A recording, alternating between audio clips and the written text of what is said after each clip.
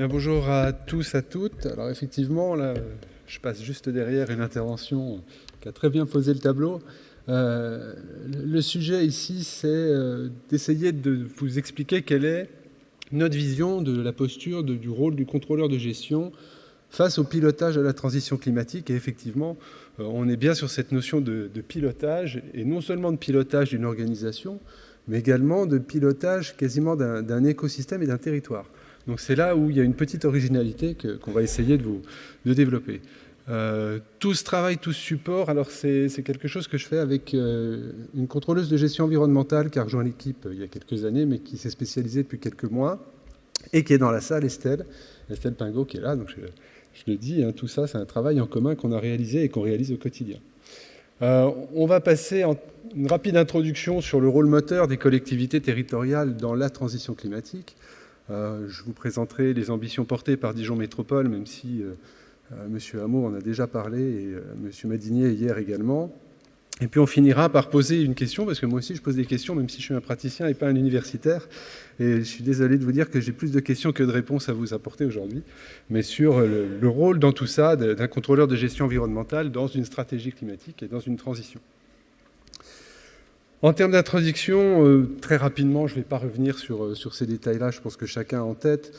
On est sur un objectif international qui répond à une urgence de transition climatique, avec les 17 ODD qui ont été fixés par les États membres de l'ONU, et puis la définition en France d'une feuille de route qui est portée par 300 acteurs du territoire.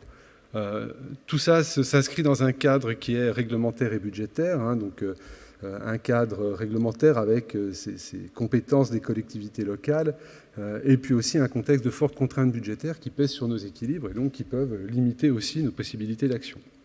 Néanmoins, malgré ces contraintes budgétaires, on voit que les collectivités locales ont aujourd'hui un vrai rôle d'impulsion, d'entraînement et de pilotage d'un territoire. C'est-à-dire qu'on a des leviers de proximité, on a la chance d'être au plus près du terrain, et on a aussi la chance de pouvoir impulser les choses, c'est-à-dire d'avoir un rôle moteur et de pouvoir entraîner sur un territoire un certain nombre d'actions. La question qui va se poser au niveau de nous, contrôleurs de gestion, puisque c'est le sujet, c'est comment est-ce qu'on passe d'un pilotage ou d'un contrôle d'une organisation vers un pilotage qui va au-delà et qui va mesurer les effets d'une politique sur un territoire et sur des acteurs qui sont des acteurs privés.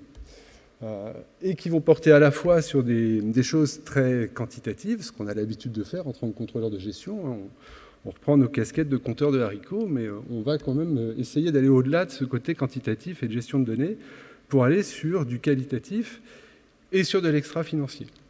Donc on voit qu'on change un peu de dimension, on reste sur quelque chose qui était très centré sur le traitement des données au sein de notre organisation pour aller aborder d'autres sujets à l'échelle d'un territoire. Au niveau de Dijon Métropole, quelle est l'ambition qui est portée? Donc juste une petite photo, Dijon Métropole, c'est 23 communes, ça je pense que plusieurs intervenants l'ont dit avant, presque 260 000 habitants, une aire urbaine qui représente presque 400 000 habitants. Et puis Dijon Métropole, c'est à la fois des équipements métropolitains qui parlent au territoire ou au-delà, avec notamment, je vous ai mis quelques exemples, un incinérateur de déchets qui a une particularité, c'est qu'il vient incinérer des déchets, mais il va aussi produire à la fois de l'électricité et de la chaleur. C'est-à-dire qu'on va avoir un effet d'incinération de déchets, pas que de la métropole, presque à l'échelle départementale, et qui va alimenter à la fois le réseau de chaleur, qui est un réseau de chaleur urbain qui est de grande envergure, qui va aussi produire de l'électricité, et cette électricité va contribuer à la production de l'hydrogène qui va venir alimenter les bennes à ordures, qui vont venir collecter les déchets, qui seront incinérés, qui permettront de produire de l'électricité, etc. Donc on a ces équipements métropolitains qui sont tous liés et qui font tous partie du même système et qui emportent à la fois l'organisation, puisque l'incinérateur est en régie, qui va emporter aussi des partenaires qui sont nos délégataires de services publics, ou des filiales, puisque le projet hydrogène est porté par une filiale qui a été créée par la métropole avec des acteurs privés. Donc on voit bien qu'on va au-delà simplement de « je gère mon organisation et mes services ».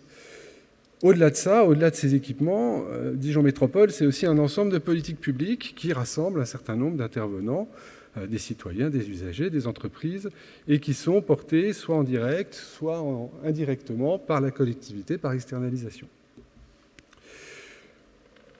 À côté de ça, depuis maintenant quelques mois, la collectivité s'engage fortement dans une stratégie écologique et solidaire. Alors on a noté 3 points. Le premier, c'est un engagement fort dans une démarche RSO. Là dans la salle, j'ai mes 2 collègues de la métropole qui sont en charge de la démarche RSO. Et donc ça, c'est un projet qui a été impulsé en début 2023, si je ne dis pas de bêtises, et si j'en dis une, je vais me faire disputer à la sortie. La création de la direction générale déléguée à la transition climatique que M. Madinier, notre directeur général des services, a présenté hier, avec cette originalité que c'est une direction générale déléguée qui se veut profondément transversale. C'est une structure légère qui va être en discussion en permanence, à la fois en interne avec les organisations, mais également avec les acteurs du territoire. Et puis, alors là, ça me concerne plus directement, au sein de la direction qui s'appelait avant contrôle de gestion et qu'on a renommé conseil et évaluation, pour plein de raisons dont on parlera une autre fois, d'un service d'évaluation et de transition climatique. Alors, l'intérêt de faire évoluer sur un service d'évaluation et de transition climatique, c'est de bien avoir ces 2 dimensions dont je vous parlais juste avant, à la fois de contrôle de gestion, mais également d'évaluation des politiques publiques. C'est-à-dire qu'on va aller beaucoup plus sur le terrain du qualitatif et de faire rentrer ces dimensions qualitatives pour aller vers de l'évaluation des politiques publiques qui intègre à la fois de la data et du quantitatif, mais aussi du qualitatif. Quelques exemples de projets verts, donc des projets autour de la performance énergétique avec la mise en place de stratégies de solarisation. Donc on va mettre sur un certain nombre de parkings, d'équipements, des panneaux solaires qui produiront de l'électricité. Donc là, on aura besoin aussi, nous, de piloter, de pouvoir estimer non seulement les économies financières, là c'est notre métier historique, mais aussi d'aller au-delà du financier. Comment est-ce que je mesure des économies de CO2 ? Comment est-ce que je mesure chez les partenaires un certain nombre d'économies ? Des impulsions à la création d'un écosystème hydrogène, le déploiement des réseaux de chaleur, et puis l'alimentation durable qui a fait l'objet hier d'une présentation par Fabrice Châtel, et puis la participation à de nombreux projets européens, Response, les villes climatiquement neutres, etc. Un petit schéma qui vous présente donc là où on va quand on regarde en chronologie dans le pilotage de la stratégie climatique, là où arrive le contrôle de gestion, en tout cas le pilotage et l'évaluation. Donc vous avez déjà cette phase d'identification des besoins des citoyens, du territoire, la définition d'une stratégie climatique par les élus, une mise en œuvre par les directions générales déléguées et par les techniciens. Et puis, nous, contrôleurs de gestion, on est là pour aider au pilotage des projets, pour les prioriser, les choisir, et puis derrière, pour faire un suivi et une évaluation dans le temps. Dit autrement, et pour vous présenter un autre schéma, si on montre tous les intervenants de la transition climatique, donc vous voyez que la transition climatique, elle est au centre, et puis vous avez les intervenants, donc les élus, qui sont là, comme on le disait, pour fixer une stratégie climatique, les services qui sont là pour la décliner, et puis les citoyens, les acteurs qui sont acteurs de cette transition climatique et pas que acteurs.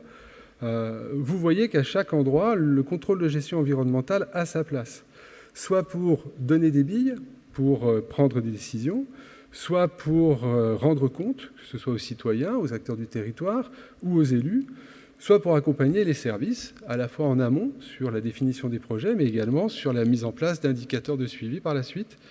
Et on voit aussi que l'évaluation des politiques publiques est en étroit lien, notamment dans les relations aux citoyens et aux élus, pour la question du rendre compte et d'aller au-delà simplement d'indicateurs purement financiers.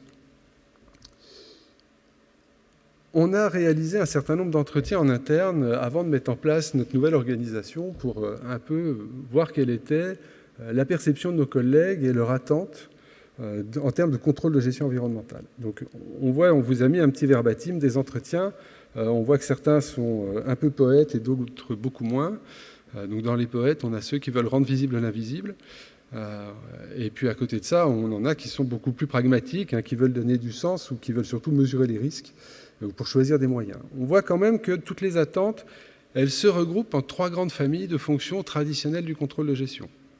Le contrôle et l'accompagnement des projets en interne.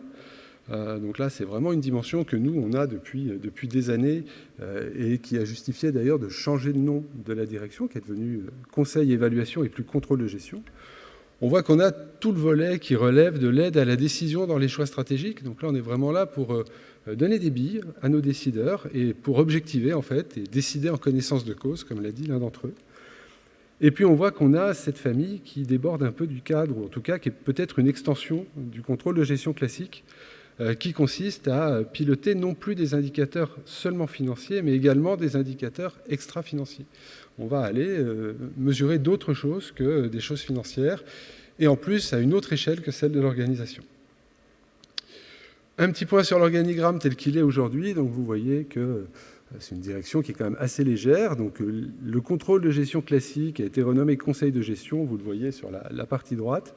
Et puis ce service d'évaluation et de transition climatique, pour lequel on a un recrutement de chargé d'évaluation des politiques publiques qui est toujours en cours. Pour terminer, alors trois constats qu'on fait, ou en tout cas trois questions qu'on se pose aujourd'hui. La première, c'est que pour nous, le contrôle de gestion environnementale, c'est quelque chose qui est émergent. C'est-à-dire qu'on assiste probablement, en tout cas dans la collectivité, à la naissance de quelque chose. Donc c'est toujours émouvant, les naissances. Celle-là, on verra ce qu'elle porte comme ambition, comme promesse. On pense qu'on va observer des évolutions qui seront très différenciées selon les collectivités et les organisations, comme on a pu le voir sur le contrôle des gestions externes dans les années 2000 à 2020, et que probablement, à terme, on va avoir une convergence des pratiques en fonction des collectivités. Ça, c'est le premier point. Le deuxième, on voit quand même que les attentes qui sont suscitées et qui sont mises en évidence par les entretiens vont dans le sens des études de Friedman et Lin qui montrent que les contrôleurs de gestion ont de plus en plus une image de business partner que de compteurs de haricots, comme ça pouvait l'être il y a quelques années. Et puis le dernier grand constat, c'est que sur notre territoire, la collectivité en soi contribue faiblement, ou en tout cas minoritairement, en tant qu'organisation, aux effets directs sur la transition climatique. On est à peu près à 10%, donc 90% sur les autres acteurs. Néanmoins, la collectivité a un rôle majeur dans sa capacité à mobiliser et à mettre en mouvement les acteurs. On l'a vu quand on s'est lancé sur l'hydrogène notamment, on a ce rôle d'impulser. Et donc, juste, je vous livrerai cette ultime question en termes de conclusion. Ce qu'on pense, c'est qu'on est en train de voir émerger non pas un nouveau métier, mais plutôt une nouvelle posture de contrôleur de gestion. Donc on voit que selon les attentes, le contrôleur de gestion environnementale, il relèvera d'une des fonctions classiques du contrôle de gestion, discret, partenaire, garde-fou, omnipotent, mais nous on fait le pari que c'est vraiment la fonction partenaire qui sera privilégiée, en tout cas dans notre collectivité. Sur la dimension environnementale, on est face à la nécessité de sortir d'une vision qui est purement financière et quantitative. Et on voit qu'il va falloir sortir d'une vision qui est exclusivement centrée sur une organisation.